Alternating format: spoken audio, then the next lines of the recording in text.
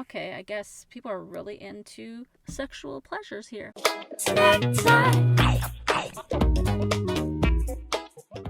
Hello lovers and welcome back to Travel Snacks.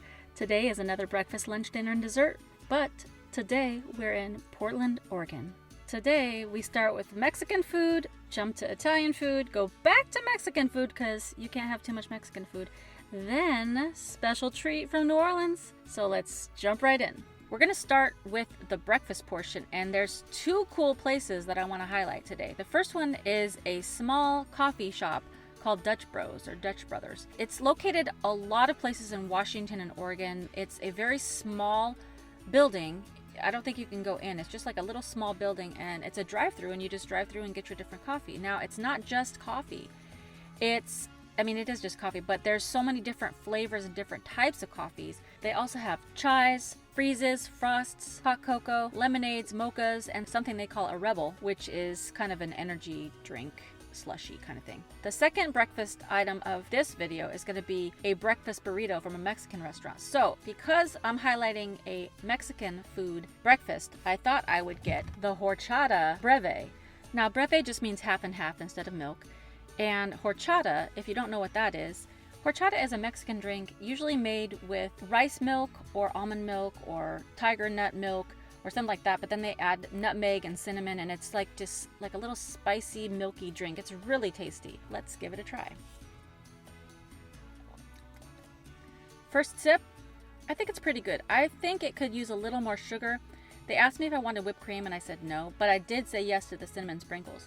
I think it's a good cup of coffee. I'm not really getting a big horchata flavor. It's almost like a white chocolate mocha from Starbucks, which falls in line with this drink because this is made with caramel, white chocolate, and cinnamon. For regular non-sugar addicted people, I think this horchata breve would be really good. You know what it is? It's more like a caramel macchiato. Now, let's jump over to our breakfast burrito.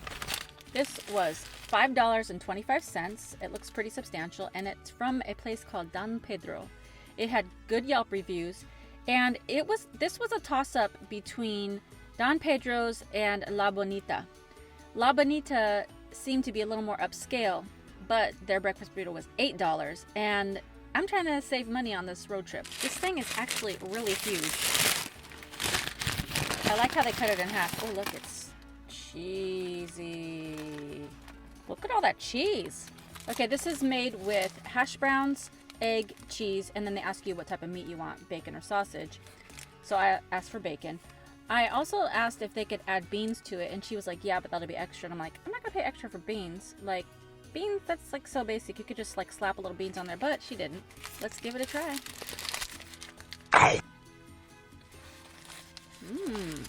That's a great flavor.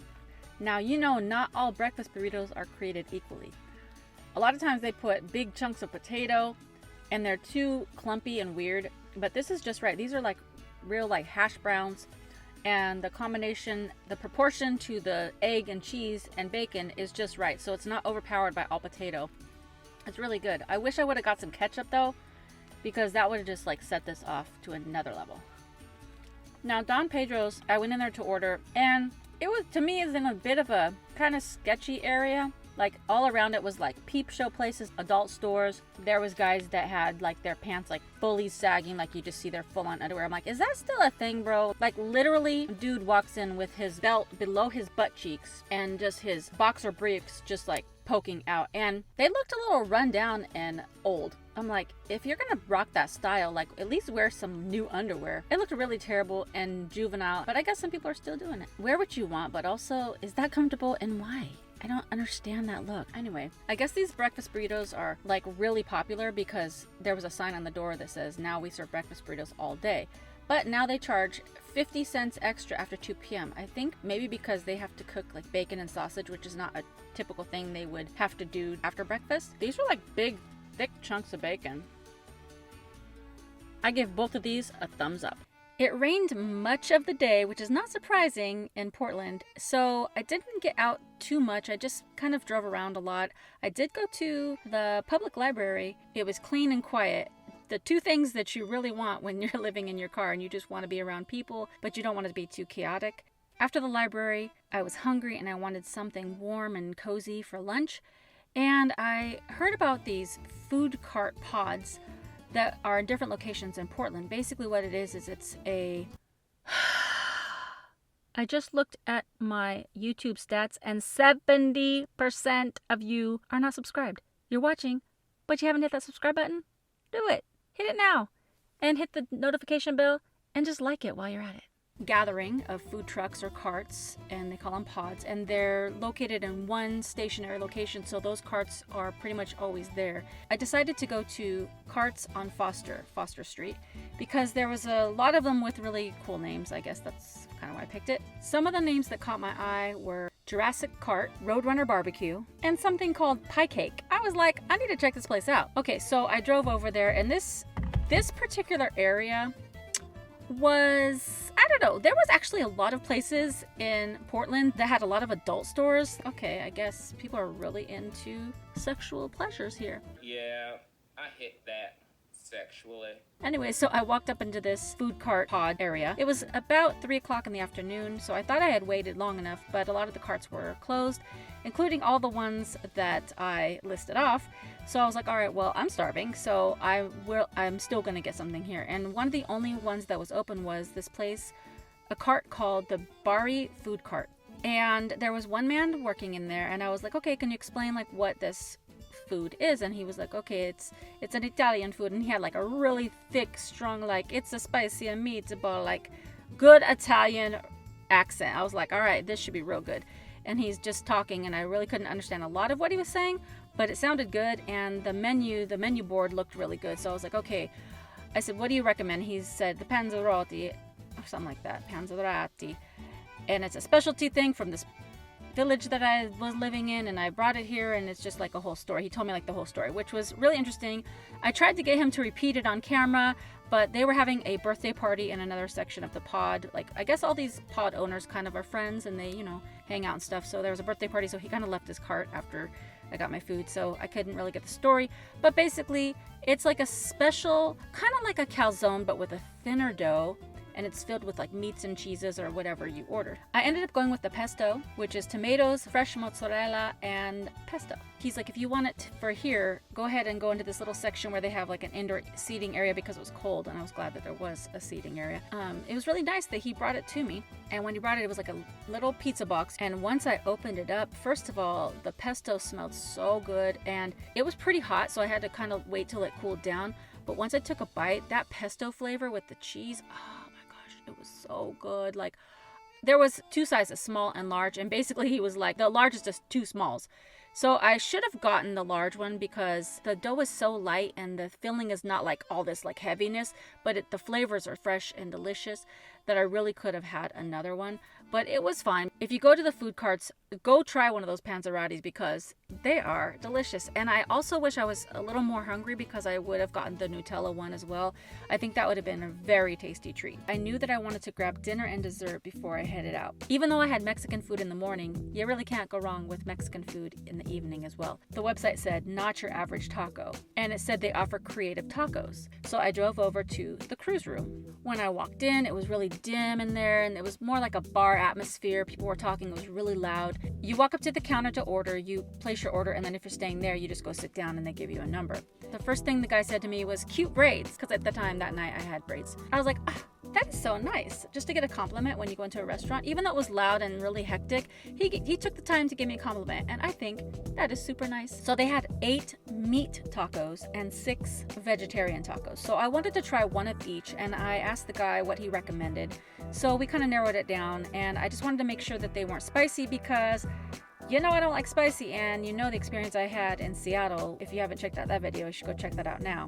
Basically, I was like, are any of these tacos spicy? And he pointed out the ones that were spicy, and then I ordered the ones that were not spicy. So I went and sat down, and they brought over the tacos, and the flavors. The meat taco that I got was the Phuket Part 2. It's Thai braised chicken finished with coconut milk, citrus zest, topped with our peanut slaw, garnished with roasted peanuts. And that was $3.75. And then the vegetarian one that I got was the East is West, and it was gluten-free and actually vegan. This one was Eastern-style pulled jackfruit, topped with an orange basil vinaigrette cabbage slaw, finished with masala roasted cashews, also $3.75. Even though I asked if these were spicy, he was like, no. When I was eating these, there was a little kick to these tacos. I will say though that it wasn't so spicy that I couldn't enjoy it, but would I order it again? No, because for me and my tongue, my taste buds, still too spicy. My nose was running. I don't like that. But the flavors were really good. But I think that's a great place. It was really a good vibe in there, and everybody like that worked there was really super nice, so I would definitely go there again. Even though the tacos were pretty substantial, it wasn't enough to make me feel like it's too full for dessert. I mean, it's dessert, I'm still gonna get it. So I immediately drove from that place and went over to get my dessert. Portland is known for having good donuts. They have Voodoo Donuts, Blue Star Donuts, Pips Donuts, Donut Queen, Heavenly Donuts, and then they have Nola Donuts. Now, I have been to Portland, Oregon one time before, and when I was there last, I went to Voodoo Donuts, and I didn't think the donuts were that good, and the vibe inside of Voodoo Donuts was super not my taste. I felt like this demonic kind of thing going on in there. There was like a lot of weird donuts and a lot of weird decorations that were too obscure for me, for my taste, and I'm like, these are donuts. I don't want to get a curse while I'm eating these donuts. So I was not about to go to Voodoo Donuts. I did want to try Blue Star, but I ran out of time. But the description on the Nola donut website, it was just like, I gotta try these donuts. On their website, I read that their square donuts are made over a 3-day period using grass-fed European butter. I was like, I gotta try these donuts. Okay, well, I was really trying to get my dessert so that I can get on the road and get out of Portland and start heading down a little further. But I got here like about 20 minutes before they closed, so they only had a really small selection of donuts left. They were like $4 and $5, which normally I wouldn't want to spend that much, but I heard these were really delicious, and the one that I wanted to try the most is the maple. So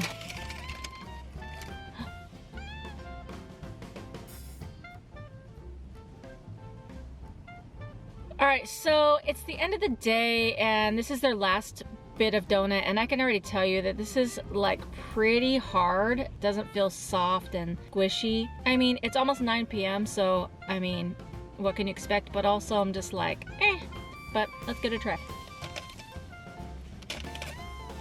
Well, that was unexpected. And even though the outside is really kind of crusty and hard, the inside is still really good and kind of moist. It definitely tastes like a croissant donut. That maple though, it's very flaky. This is actually delicious.